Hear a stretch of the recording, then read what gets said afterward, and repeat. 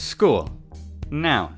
Defined by Google as an institution for educating children. Defined by me as hell.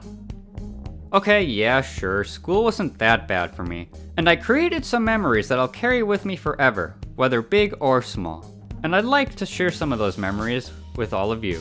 First, I'd like to start off with the memory of being late to school every day for an entire year. Yup, you heard that right. I was late to school for an entire year. This was during middle school, and it was either 7th or 8th grade. I'm leaning more towards 8th. So during my 8th grade year of middle school, I was late to school every day that year. I don't remember the exact reason why I was late every day, but I do remember playing that dangerous game of 5 more minutes with myself. Huh, maybe that's why I was late every day. Anyway, as a result for foolishly playing that game and getting up late, I would always miss my bus in the morning, which in turn made me late for school. I remember that I would always have to get up around 6 a.m. in the morning, which gave me about an hour to get ready for school because my bus always came around 7:05. But little old me decided it would be a better idea to stay in bed until at least 6:45 and end up missing my bus every day because of it. Why was I like this?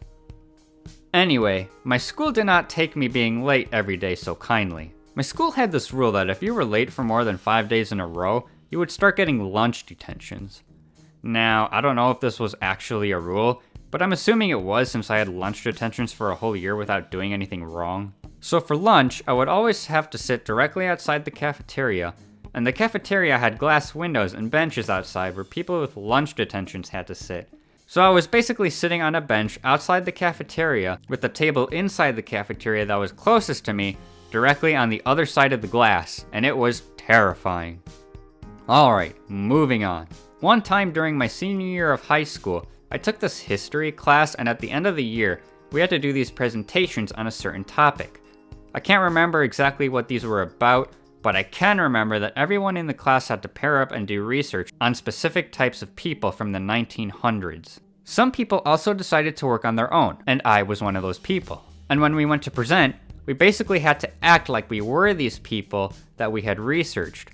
And we would read off of a script or something, and after the first round of everyone presenting, the class would vote on who would move on to the next round. Now, moving on to the next round basically meant you had to do more research and present again.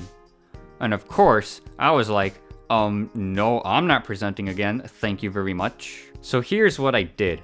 I thought if I made my presentation sucky enough to not get voted on, but good enough to get a good grade, I'd be okay. So I did my research and presented to the class. A couple of days later, we got to hear who was moving on, and I was sure that I was going to be okay and not get called. Alright class, the votes have been casted, and it has been decided who will be moving on. I'm going to call out all of the names of the groups that will be moving on to Phase 2. Rachel's group, Cassie's group, Quarks, you'll be moving on, and the last person who will be moving on is... Oh yeah, I didn't get called on. He's about to call the last group, and I know it's not gonna be me, so I don't have to worry about presenting again. Jetrix. What? You're sure you got the right list there? Yes.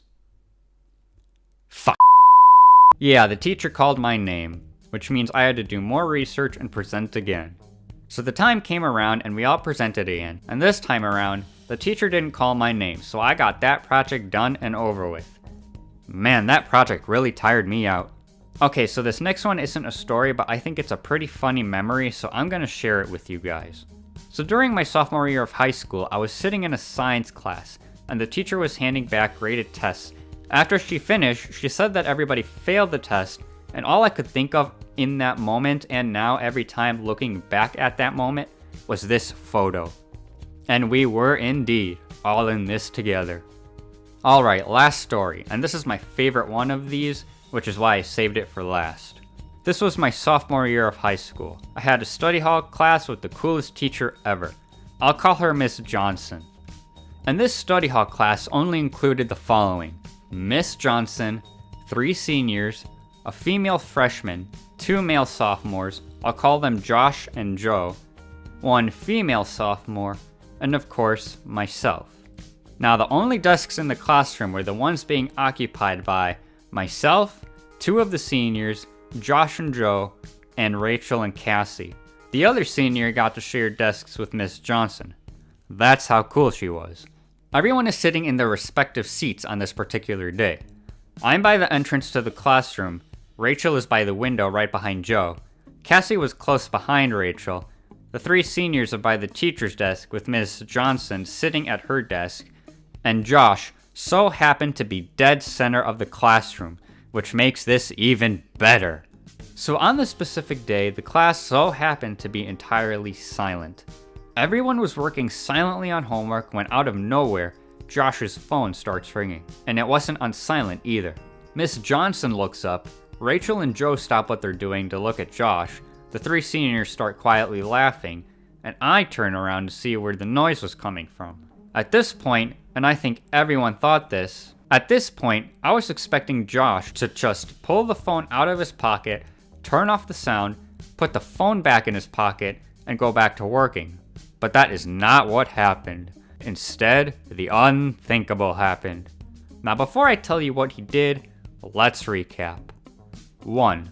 The class is working in an entirely silent classroom. 2. Josh is sitting dead center of said classroom. And 3. His phone starts ringing and it's not on silent. And having his ringer on and having it go off in the classroom is bad enough. And instead of doing what everyone thought he would do, Josh stands up, takes the phone out of his pocket, and answers the phone.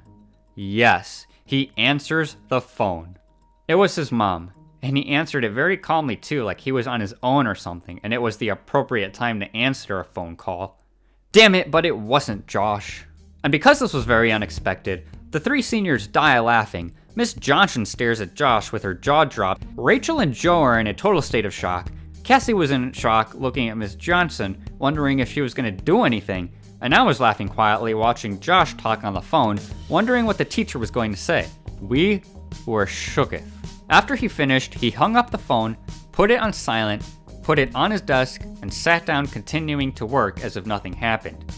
Which is what he should have done from the very beginning. At this point, everyone was in a state of shock, and Miss Johnson just called Josh to get his attention. But she was in a complete state of shock that all she could do was laugh, and because she was laughing, we all started laughing and basically laughed for 3 minutes talking about what just happened. Oh, and Miss Johnson was so cool that Josh didn't even get in trouble for it. Told you she was awesome. First animation of 2019! Have any funny and interesting memories from school? Share them in the comments below. Don't forget to follow me on Twitter and Twitch. Links are in the description down below. Don't forget to hit that like button and subscribe for more gameplays, animations, and a lot of Pokemon related stuff. Until next time, Jetrix signing off.